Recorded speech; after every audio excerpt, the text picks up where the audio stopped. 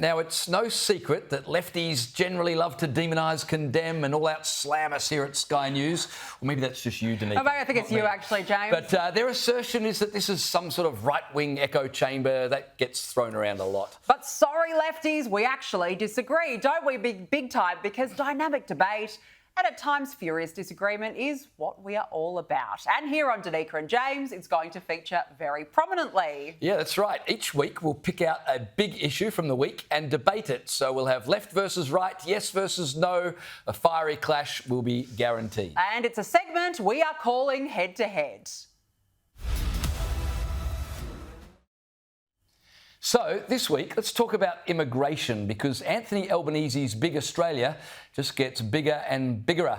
Migration to Australia hit a new record of 548,800 people in the year to September, Danica. Now, for perspective, that's almost as many migrants arriving in Australia as the 600,000 fans who saw Taylor Swift across 7 sold-out concerts earlier this year. Try to put it in perspective, Why would James. you compare it to I know, Taylor Swift? it wasn't my best, but anyway. And we all remember the pandemonium that was. But more to the point, we didn't vote for this many people. Pauline Hanson has called for a plebiscite on immigration numbers.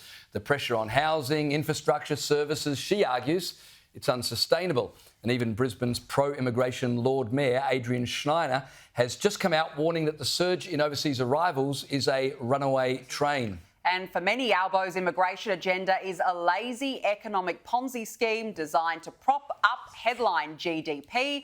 But opponents disagree, saying skilled migration is actually crucial for the country.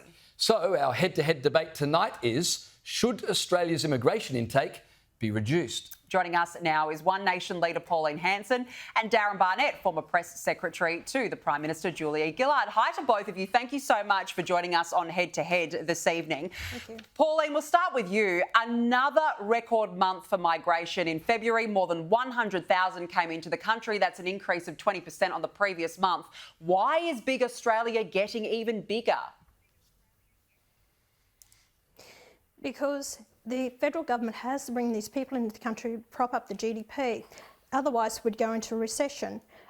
It's not working because we've seen it in our cities. The infrastructure, we can't cope. The roads, the hospitals, the schools, the housing. Even the building industry said they can't cope with them. They can't build the number of houses. So every four migrants come into the country, only one house is actually built. So we're about 650,000 homes behind what we need in the country.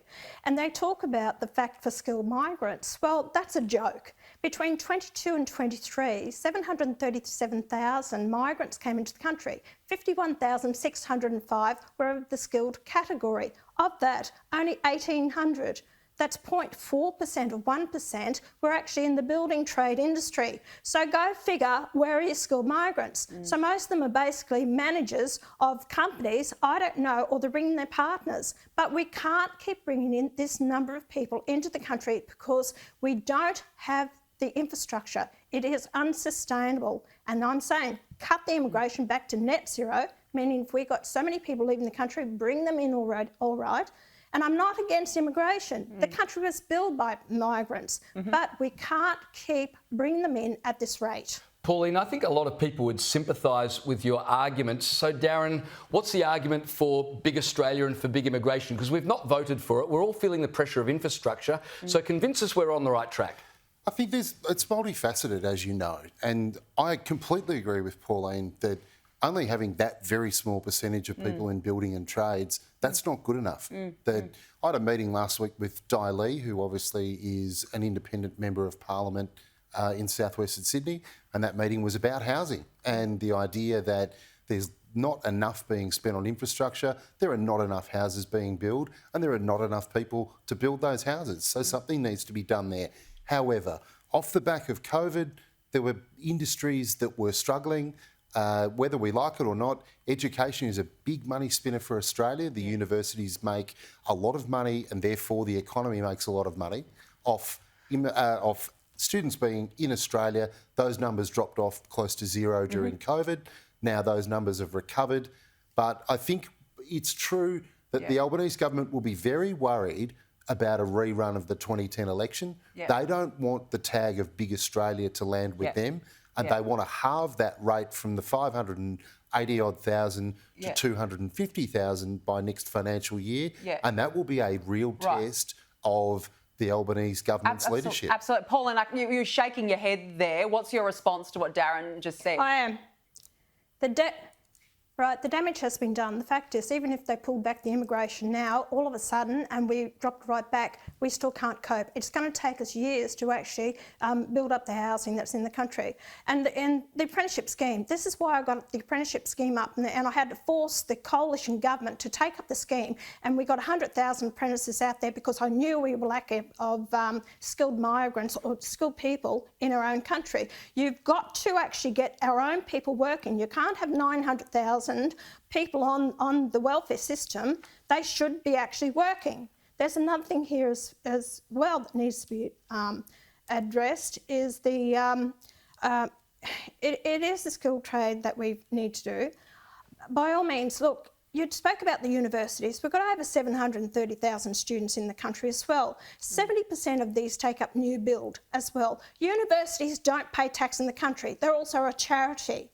They're a not-for-profit organisation. We prop up as well. They get billions of dollars, over $10 billion, $20 billion a year that they get from these university foreign students, and we're paying for it. Pauline, what do we get out of the foreign students? Pauline, the whole thing, the economics of it is impacting on the average Australian out there. Let me put that to Darren, because is not the argument that immigration is propping up an economy where productivity has gone by the wayside? It's an unsustainable way to keep things going, is it not?